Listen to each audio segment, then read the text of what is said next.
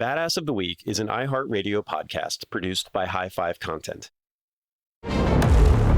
Scarlet Lion Khongor has just stolen the Great Khan's horse and arranged to rendezvous with his sworn blood brother on the other side of a mountain. Problem is, between Khongor and the mountain is an army of 42,000 warriors. He disguises himself and his horse, starts sneaking past, and overhears two of the enemy warriors boasting. You know that Khongor guy? I'ma steal his wife. Disguise be damned. Scarlet Lion Khongor, veins popping, eyes rolling, fists clenching his battle axe, lets rip a blood-curdling yell across the steppes of Eurasia and rides into battle.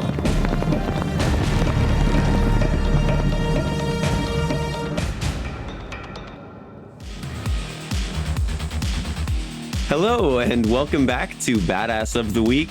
My name is Ben Thompson, and with me as always is my co-host, Dr. Pat Larish. Pat, how are you doing? I'm doing fine. How are you, Ben? I'm doing great. So I actually feel very energized right now.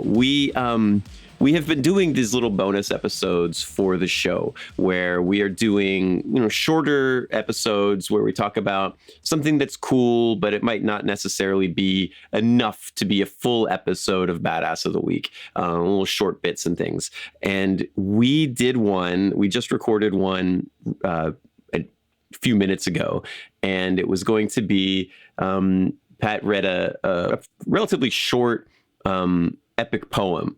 And we recorded it as a bonus episode, and we got so carried away on the episode that it ended up, turns out we actually did have enough to make it into a full episode. So that's what we're going to run this week. We're going to keep doing these bonus episodes and keep an eye out for those. They will keep coming out. But for this week, I think this is going to be the main episode. So we're going to go ahead and play it now. And I really think you guys are going to like this.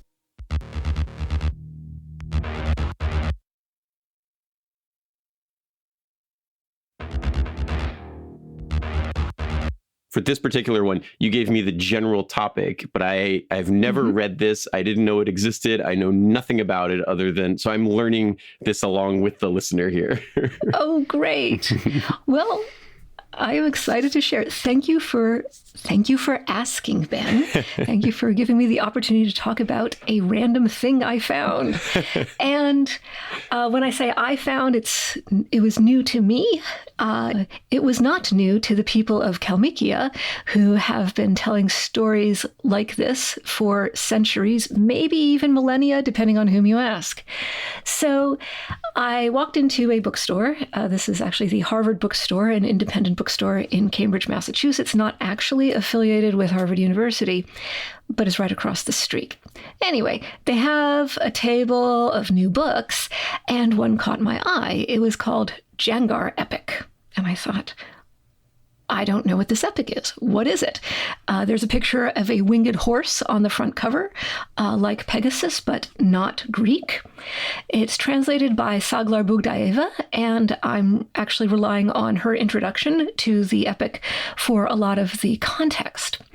So what is this? Well, it's the epic of the Kalmyks, and the Kalmyks, as they are known today, used to be known as the Oirats, which were the kind of the Western Mongols. The Kalmyk Oirats live in modern-day Russia. You've got other Oirats in Mongolia and in China. So these are Mongols, because I know you were like, the way you were talking to me about it was like, oh, I read some Scythian epics, and I want to work on them. Okay, ethnically, culturally, Mongols, but the Kalmyks live in, at least today, close to the area of Georgia and Armenia. Which was Scythians. Yeah. So, I think when you and I were talking about this and I tried to describe the geography, I think, you said, oh, Scythian? It's like, well, yeah, kind of. Okay. So these are Mongolian epics. So the Mongolians are famously extremely tough, badass people. And so the heroes of their mythology have to be more superhuman than Genghis Khan and Subutai, right? I'll tell the story, you tell me. Okay. I'm excited for this. And these epics, I just ran into an English translation in a bookstore, but it did take a little bit of doing to get these stories out to the rest of the world. Some of this we owe to a scholar named Namto Ochirov. Namto is actually a name that he acquired later in life. It's a word that means scholar, so I guess scholar Ochirov. Anyway, he was ethnically Kalmykian, and he was born in 1886, so we're back, late 19th century. He had fought on the side of the White Army in the Russian Civil War, along with a lot of other Kalmyks, and many Kalmyks at the time were exiled because fighting on the side of the White Army doesn't really land well with the Red Army when the Red Army wins. Right. So this is just for like a little context. The White Army sided with the czars or the democratically elected government or just basically not the Bolsheviks, not Lenin. Yeah. And there's a story about Ochirov and another Kalmyk who's about to go into exile. His name is Prince Danzan. And Prince Danzan is about to board a ship to flee to, I think, France. And Namto Ochirov stays behind and calls out after Prince Danzan, if you are going to suffer, suffer with your people. If you are going to die, die with your people. Ochirov did not hop on that boat. He stayed behind. And he worked as an ethnographer, basically all-around intellectual. He founded the first Kalmyk newspaper called, wait for it, Kalmyk News. I like it. I mean, as advertised. And he also founded several other publications, magazines, that sort of thing. And these publications often rubbed the government the wrong way. Ochirov was thrown in jail 4 separate times. He was exiled at one point. Because he was not it was not communist. He was a counter-revolutionary or that sort of thing. Yeah. Ran up against Lenin's government. I think so. Yeah. And the Kalmyks in general, I think since a lot of them had sided with the White Army, promoting Kalmyk culture was a little risky. I mean, even today, I'm seeing it a lot in the news coming out of Ukraine war stuff. Like even today, like the Central Asian ethnicities in Russia are they're subject to a lot of persecution and a lot of racism. And I don't know what the term is for when you're racist against an ethnicity, but they're, a lot of these Central Asian ethnicities and peoples are kind of suffering from that today, even 100 years later. Yeah. So randomly finding this book on a table in a bookstore in Boston, Massachusetts is a moral victory. Yeah. It's kind of silly, but a weird thing to relate it to. But I saw a trailer. I heard they were going to do a Tetris movie about the game Tetris. And I was like, oh man, Jesus, they're going to make anything into a movie these days, huh? Right? But apparently the movie is about the guy who snuck Tetris out of the Soviet Union. There was some American guy who had to go over there and get the game from the designer and bring it to the US. And that apparently was an exciting story. But that's what this makes me think of. A lot of political intrigue. There are these old epics that these people have been maintaining since the 1200s or something. And now they're trying to get purged out by Stalin and Lenin, and these people have to keep these epics alive and keep their culture. And for that to, be on a bookstore in Boston, Massachusetts is a pretty significant journey. Yeah, it is. Yeah. I mean, some of these languages don't even survive, right? Some of the old languages, forget about the stories, right? There are a lot of languages dying out. Yeah, some languages can just die out because people stop speaking them after a while. And some languages are actively repressed. I've encountered the term linguicide as a targeted way of oppressing a language. So, yeah, and Ochirov spent time with a Jangar, which is an Oirat term for a bard, a rhapsode who sings Jangar epic songs. This is an oral tradition. And so Ochirov, I guess, listens to this guy and somehow manages to transcribe what the Jangar, his name is Ilya Olva. Ochirov writes down what he's singing and apparently took 2 days to do this, which either is a really long time or a really short time, depending on what's actually entailed. That's possible to know, but that's a cool thing because that comes up with the Iliad and with some of the Viking stuff, the skalds, like they were rhyming and you sung them because it made it easier to remember them. So maybe there's something to that. Yeah. I guess if you want to go out into the field and record oral songs, you might not always meet with success. So Ochirov was successful. And he's writing these down, right? Like he's not pushing record on his iPhone. He's like, I don't think so. This is 1886. So, he was, okay, I say he was born in 1886. So it's still difficult. Still probably involves a quill and some ink, Something like that. Yeah. So somehow Ochirov was able to vibe with Ilya and Olva and took 2 days to write down stuff. Now, how old are these epics? Ben, you said the 12th century or the 1200s. I'm getting different stories. You're probably not surprised to hear that there are different conjectures floating around. Mm-hmm. There was apparently an official Soviet announcement in 1940 celebrating the 500th anniversary, which, if you do the math, would put you back in the middle of the 1400s for the, birth, origin, or longevity of these epics.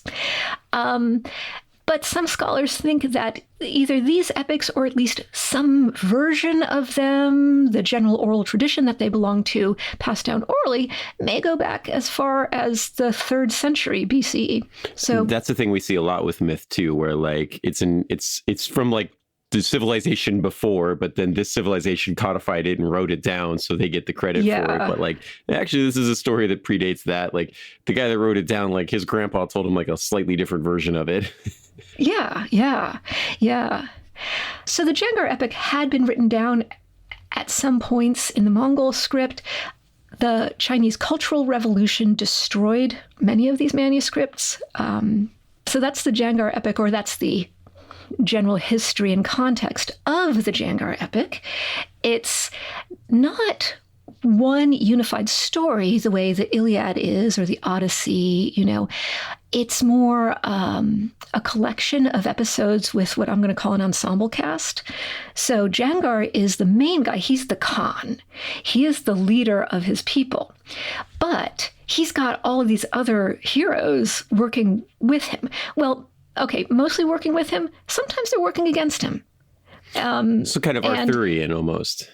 Yeah. Different little stories involving the same crew of people. It's a TV series instead of a movie. Yeah, exactly. And you can imagine this as your evening entertainment. You're off spending your day, hunting with eagles or riding your horses or whatever, and then you come back to your yurt and you and your other, fellow people are hanging out and maybe drinking arza, which I think is the fermented mare's milk drink. And then this guy comes along and maybe he's doing some of that throat singing as part of his recitation. Yeah, that I'm not going to try it. No, we can't attempt it. Though I will say, Pat, I will tell you that there is a band called The Who, the HU, and they are a heavy metal band that uses Mongolian throat singing. And it's awesome. Ooh. It's totally worth listening to. HU, just HU. The HU, like The Who. The HU. But, I see what they did there. Yeah. Ooh. Yeah, it's worth it. Definitely. Nothing like it. If you're like, they don't make new stuff anymore, this is new stuff that you've never heard before. I guarantee it. Okay. Awesome. Throat singing, I gather, is a skill that one can learn, but I think it takes some effort to learn. So, yeah. Yeah, I imagine so. Yeah. So, but what you're saying, though, is that this is kind of, this is forbidden knowledge, which is kind of cool. Yeah. Like it's the coolest stories that the Mongols told. This is what the Mongols told each other when they wanted to hear a good adventure story. And it was almost repressed out, and now we have it. And you're going to share some forbidden knowledge with us. Yes. Okay. Stick around after the break for forbidden knowledge.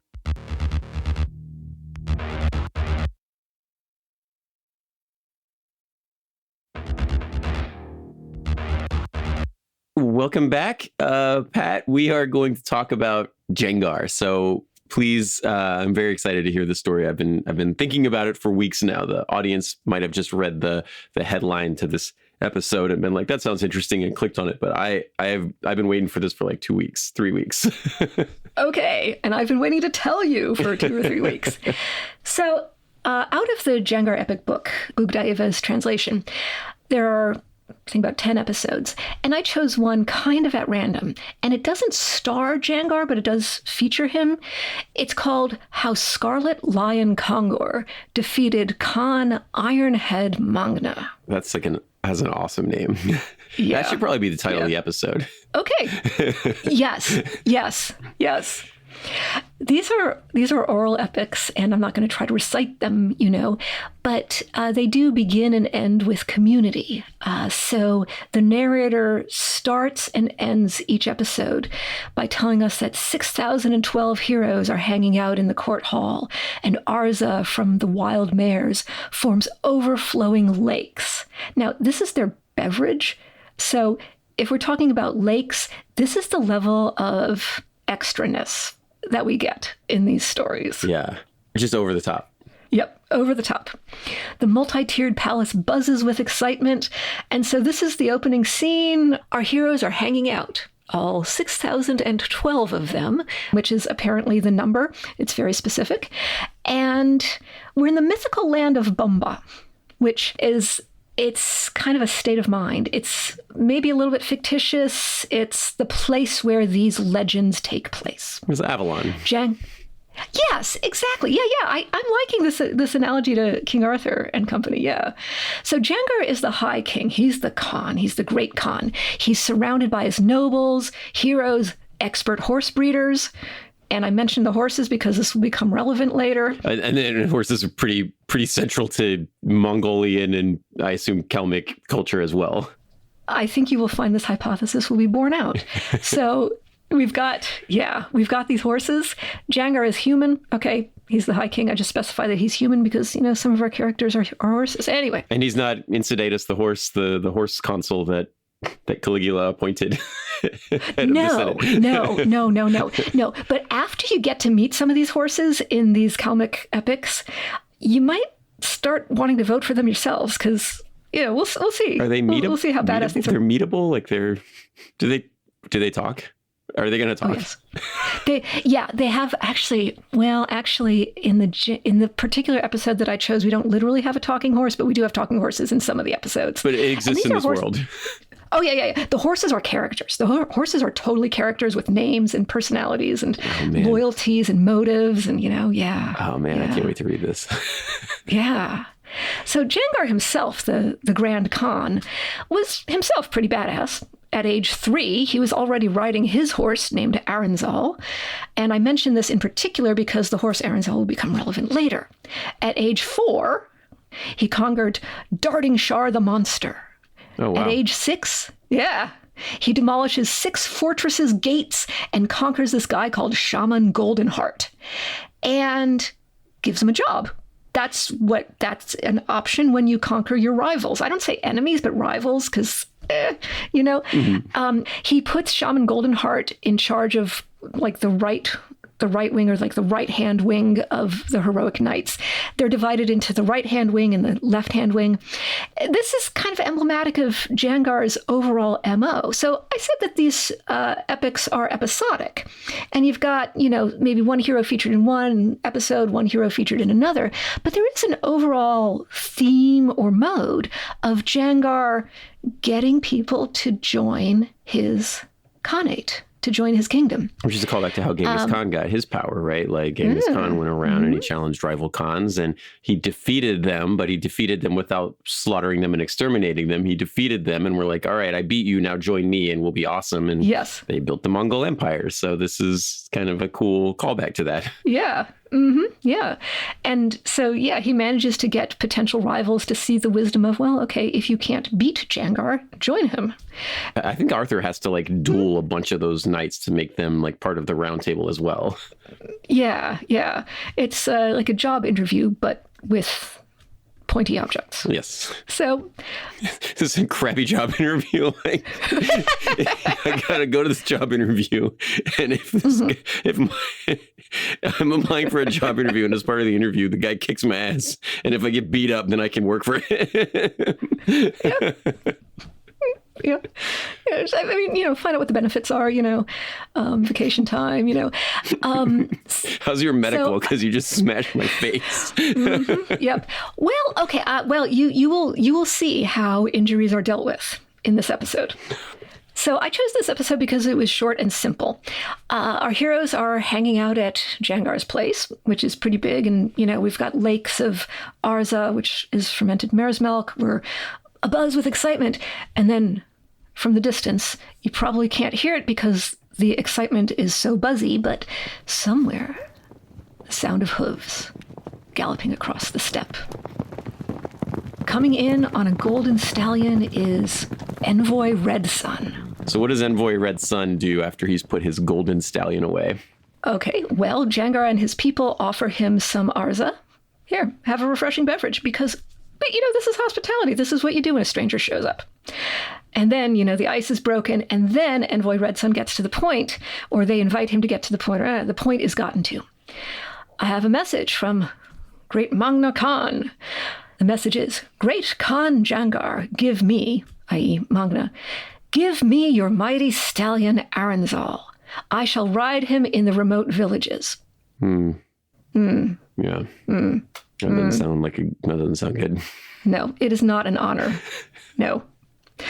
And then Envoy Red Sun giving Mangna's message, Great Khan Jangar, give me your noble wife, Khatun Shavdal. I shall have her work as a maid to my wife. Oh, that's worse. Again, yeah. Yeah. I mean, maybe it's less worse if you're a Khan Jangar, but I don't know. Seems bad. I mean, this is Khatun Shavdal. She's the wife of the Khan, and she's actually a person in her own right. She shows up in one of the earlier episodes. This would be a demotion. Yeah. This would be a definite demotion. Yeah. And then the Envoy Red Sun says, Great Khan Jangar, give me your charismatic nobleman, handsome Mingyan. I shall make him work as a toast maker, entertaining my foreign guests. I'm surprised this guy has gotten this far in this speech without being beheaded. Well, so I guess maybe they're respecting him and not killing the messenger. He's just doing his job. Mangna's the one that they've really got beef with. Mm-hmm. That's fair. I suppose. That's how I would react. I'd be like, okay, you're a telemarketer. You're just doing your job. Okay, I'm going to be polite when I hang up on you. And then there's more. Your nobleman Sanal, give me his horse, Burul. I'm going to put him to work in the pasture. And give me your hero, not the hero's horse, but the hero, Scarlet Lion Khongor. I'm going to make him work as a mail carrier to foreign countries. Okay. So, we're processing this. Mm-hmm. How do you think this goes over? What would you do, Ben, if you were Jangar and listening to all this? Well, I don't remember the exact wording of this epic's title, but it's something along the lines of Scarlet Lion Khongor breaks Iron Head Mangar's day or something. Yeah. Yeah. So I'm going to imagine Jangar does not take this well.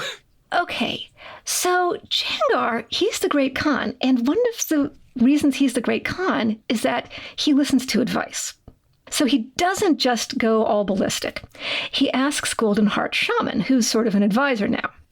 And Golden Heart Shaman, he's been around since the beginning. He reminds Jangar that back in the day, Jangar's dad fought Mangna and barely made it out alive. Golden Heart Shaman says, maybe we should just kind of appease this guy, give him what he wants, pay him to go away, Not give him what he wants, not hand over your horse and your wife and your greatest hero and all of this stuff, right? But just give him some money or tell him you want to make peace. Just don't feed the trolls, don't escalate the situation, I assume. So that's I think a very sensible way of looking at the situation. Scarlet Lion Khongor is having none of this. He just stands up. He's raring for a fight. His reputation or something is on the line. He stands up in the middle of the palace and says he would rather bleed his red blood all out all over the earth rather than live his life as a servant collecting fuel dung. Jangar is like, okay, so Khongor, did you just escalate things? How's he going to deal with this? So what Jangar says to Envoy Red Sun, okay, let my wife, Khatun Shavdal, decide for herself. Handsome Mingyan, well, okay, the guy who Mangna wanted to make his toast maker, his like MC. Handsome Mingyan, along with the 2 horses, Burul and Jangar's own prized horse, Aranzal, they'll go. They'll go with you, Envoy Red Sun. And okay, the other item on your list. Oh yeah, Scarlet Lion Khongor. Well, yeah, okay, so as you've seen for yourself, he's Khongor, and he's his own guy. And Mangna's going to have to come here to capture Khongor himself if he wants Khongor. Envoy Red Sun goes back to Mangna. Most of us are still back in the palace. We don't have to worry about like saving face or anything in front of Envoy Red Sun anymore because he's gone. He's on his way back. So Jangar turns to Khongor and says, dude, why did you interrupt my negotiations? Jangar's a little pissed off. Jangar orders 12 of his boar heroes, which are not actually boars. They're humans, but they're called boar heroes because I guess that's their like level of hero-ness. B-O-A-R, boar like a wild boar feral pig. So Jangar orders 12 of his boar heroes to capture Khongor. And 11 out of 12 boar heroes get ready to capture Scarlet Lion Khongor. But then there's the 12th, Sanal. So Sanal, whose own horse, Bunul, was yoinked, taken off to go with Envoy Red Sun to go to Mangna, Sanal says, no, I'm not helping to capture Khongor. He and I, we swore an oath of brotherhood to one another. He is my brother. Okay, so Sanal is about to lose he lost his horse. They took Sanal's horse. They took Jangar's horse. They took Handsome Mingian, which seems like a loss for this court. They're mad at Khongor because Khongor wants to Khongor these guys. And and now they're like, actually get Khongor. And Sanal's like, no, I'm not going to do it. This is dumb. Yeah. Maybe Jangar has some deeper plan in motion here that nobody else, including the reader, can see. Like, I can imagine this being read in a yurt and the Mongolians around being like, no, don't do it, Jangar. But then there's going to be some twist at the end that it works out for him. But Sanal he's not seeing the deeper meaning of this plan. And he's like, I'm not going to get Khongor. You get him yourself. Yeah. Yeah, and is it because he values his brotherhood oath so highly? Or is he using his brotherhood oath as a way to get out of going after Khongor? I don't want to chasing Khongor or whatever. I don't want to be the 12th guy who gets beat up by angry Khongor right now. Yeah. And once Sanal has mentioned, I swore an oath of brotherhood with Khongor, those other 11 boar heroes, they're like, oh, yeah, so did we. We're going to respect our brotherhood oath. So Jangar currently has 0 dudes helping him capture Khongor. Khongor is, I think, still kind of in the palace somewhere, but Sanal finds him and helps him sneak out of the palace. Now, that's a brotherhood oath in action, if you ask me. Mm-hmm. And 3 weeks pass. To be honest, I'm not sure how strictly we should take the chronology in this epic. Let's just say, time passes. Meanwhile, Khongor has gone out somewhere away from the palace. And then Handsome Mingyan, who's the guy who is going to be the toast maker or whatever, the MC. And you said, so toast maker meaning the person who gives speeches in the Great Hall, not like literally putting bread in an oven. I assumed it meant since Envoy Red Sun said toast maker to entertain my guests, I assumed that it was the guy who kind of warms up the guests and says, that tracks with everything else. He's going to be like my second best of this thing. Like I'm going to make him be like the warm up person for the second to the main one. Yeah. That makes a lot more sense than like I'm going to make this guy cook bread for my guests. I mean, that would also be a demotion. Sure, but it's 2 levels of demotion rather than just one. Yeah. Mm-hmm. Yeah.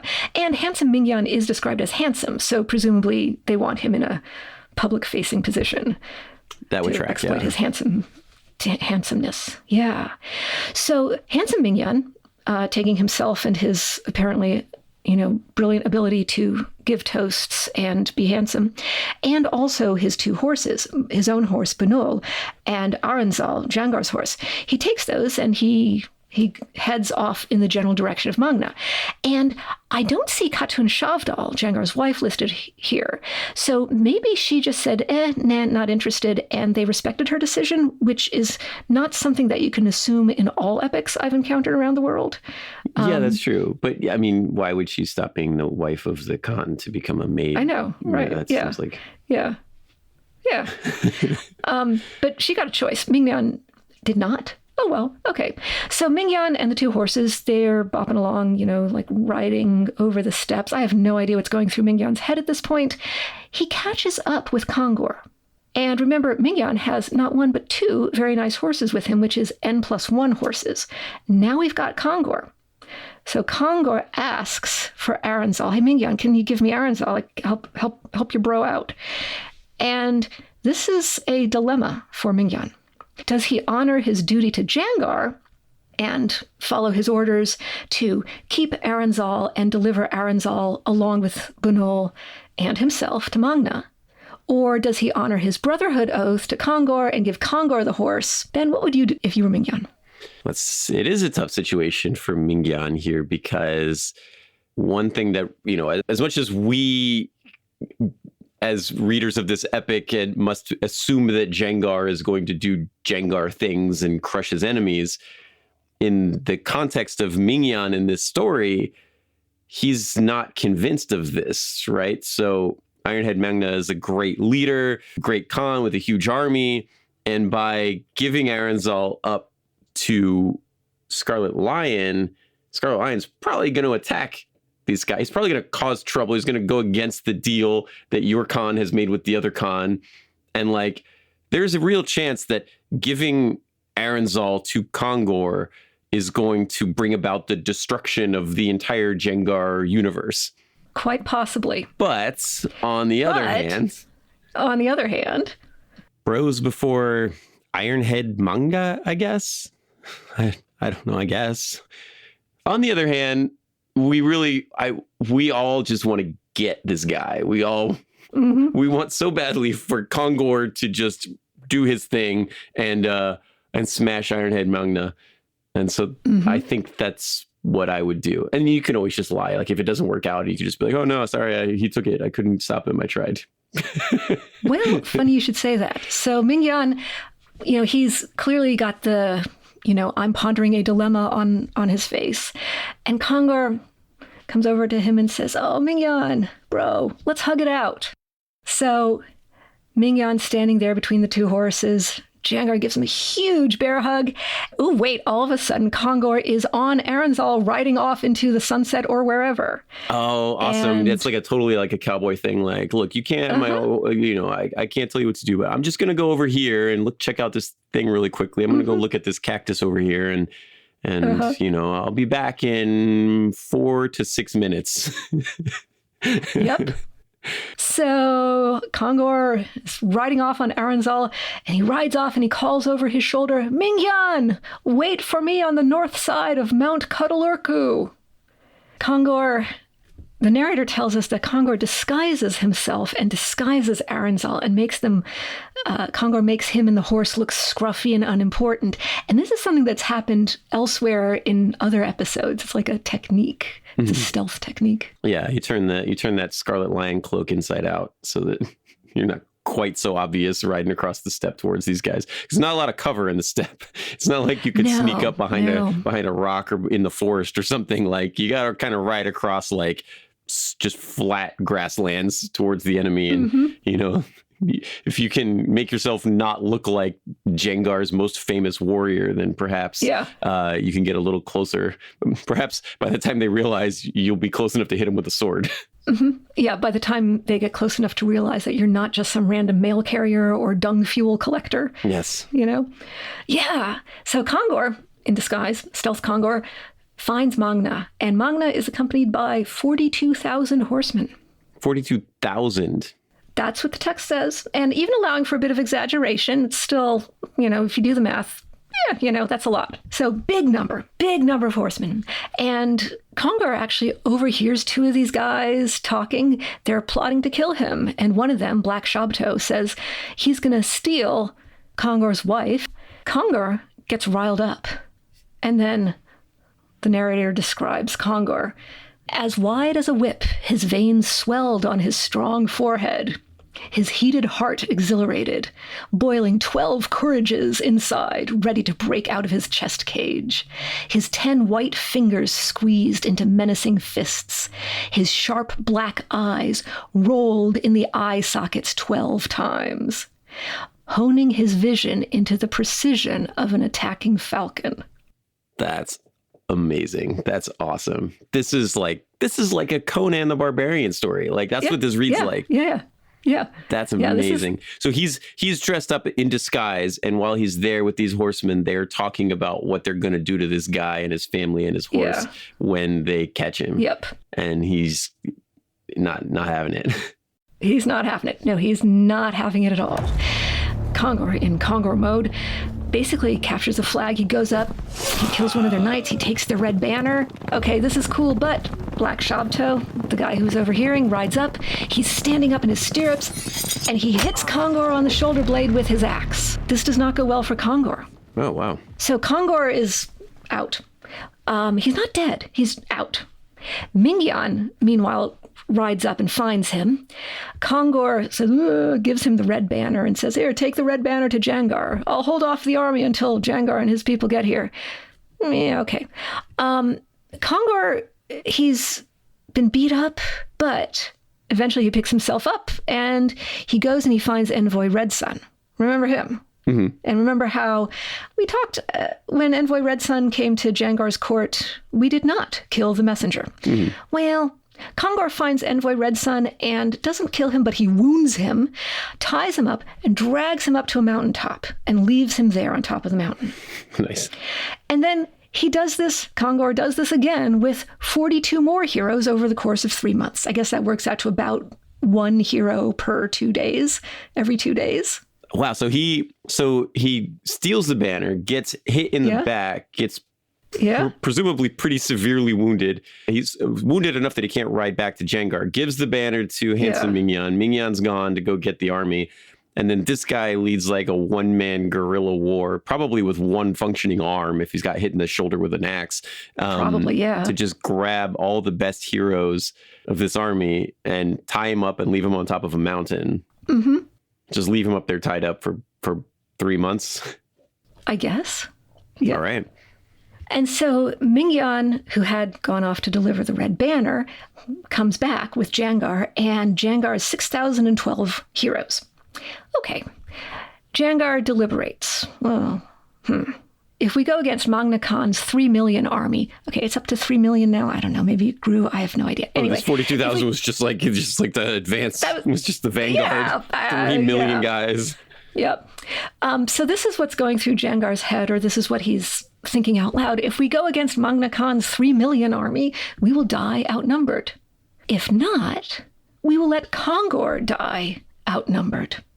I'm just doing a quick Google search here on my other tab here. 3 million people is like the population of Arkansas.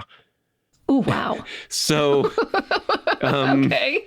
And he's got 6,000 guys. So they're outnumbered. Hang on, let me do the math here really quickly. 3 million divided by 6,012 is they're outnumbered 499 to 1. Okay. These are not great odds. They're not great odds. Scarlet Lion would have to do that, drag those 42 heroes up there 10 more times, 12 more times before he had gotten like his 499 guys. Mm-hmm. But I'm just going to go out on a limb here and I'm going to say that Jangar is going to side with his bro. Yes, indeed. That is what Jangar does. Jangar shouts, "Let's go!" And then 3 months later, again, I'm not sure how literally to take this. I'm glad Khongor is taking time for self-care. But eventually, Scarlet Lion Khongor decides that he himself is now ready to go up against Mangna Khan himself. I mean, in these days, like, if you're talking about medical care, right, like 6 months is probably like a pretty quick recovery from having, I mean, depending on how grievously he was wounded with an axe to the shoulder, like, you know, he might he's ripped a rotator cuff, tore a bunch of ligaments. It's not like he's getting it casted or surgery or anything like that. You know, it might take you 6 months until you can fight again. So, so this is kind of turn-based combat, kind of. Eventually, Khongor's back in the saddle, literally. And he's ready to go up against Mangna Khan. Mangna Khan rides up. Oh, the man himself. Oh, yep. Actual. Instead of fighting this 3 million against 6,000, we're going to just settle this trial by combat. The narrator lingers on the moment where Mangna Khan rides up, where, great Mangna, Iron Head Mangna. In front of Khongor, he slowed down, pulling back the silver reins in his hands. Gracefully, he turned his horse around and elegantly fixed his golden helmet, slightly tilting it to the nape. And then the fight begins. I just like that moment where he's just adjusting his helmet. It's great. I mean, in an action movie today, it's the slow pan and then he cracks his knuckles, pulls out the knife. This is a movie scene. This is awesome. It is. Yeah. So the fight begins. Khongor lifts up his axe with both hands and smashes open Mangna's forehead. Or at least, that's the plan. Remember, this is Iron Head Mangna. His forehead is iron. It does not split.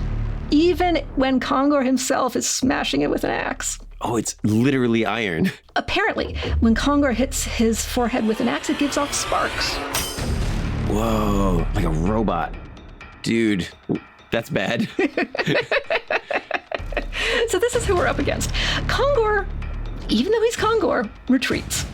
And Mangna shoots an arrow, which is described as a kibir whistling arrow, which is a very specific type of arrow. I'm afraid I don't really know the details, but he shoots a kibir whistling arrow from his intricately decorated blue bow. So kibir, I don't know about kibir whistling, but they did have whistling arrows. So they would have the arrow would have like a hole in it, and it would rotate when it would come out, and it would make a noise. I don't know if it would rotate or not, but like the arrow makes a noise when it's traveling, which is just kind of to intimidate your enemies, but it's scary. Cool. Yeah. Yeah. I mean, cool and scary. Yeah, it makes a whistling noise as it's in flight. Now, Khongor, remember, is retreating while Mangna is shooting the arrow. So Khongor is actually all the way on the other side of a mountain pass. And this arrow, Mangna's arrow, it flies over the mountain pass, pierces Khongor in the aorta. Oh, no. Oh, no. Yeah, Khongor passes out. I thought this was called when Scarlet Lion Khongor defeats Iron Head Mangna, though. Okay, but, Iron Head Mangna needs to, Mangna around a bit first, Khongor passes out. Arrow to the aorta seems fatal. Well, but you're not, most of us aren't Scarlet. Yeah. Most of us aren't Scarlet Lion Khongor, Ben. That's fair. Khongor passes out. He doesn't die. He passes out, and he falls on Aranzal. His horse, Jangar's horse, but, his horse effectively in the moment. And Aranzal takes Khongor up to the mountaintop and lays him down on the ground. And leaves Khongor there, and apparently this is enough to keep Khongor alive. Meanwhile, Jangar and his 6,012 guys come up, and not to the mountain itself, but to the area where Mangna is. This isn't over. One of Jangar's heroes, named Savar Heavy Arm, tries to take on Mangna with his 12-bladed axe. Whoa. Yeah. That sounds awesome. Meanwhile, while Savar Heavy Arm is taking on Mangna, not ultimately successfully, but kind of, maybe stalling for time, Mangna beats him. Does not kill him, but beats him. And his horse takes him up to the mountaintop. Meanwhile, Khongor, on his sickbed or whatever, he's got this arrow in the aorta. 12 heroes are trying to get it out of him, and they're having a hard time. Eventually, they fasten 12 straps to the arrow. Each of the heroes fastens a strap, they attach it to a horse, and they drag out the arrow with one of their horses. Wow. So it was embedded so far into his heart that you needed horses to pull it out of his heart? Yes. If this were realistic, I'd be a little worried, because wouldn't it do even more damage on the way out? But apparently it's okay. It comes out, and Khongor, he's not recovered completely, but He's on the mend.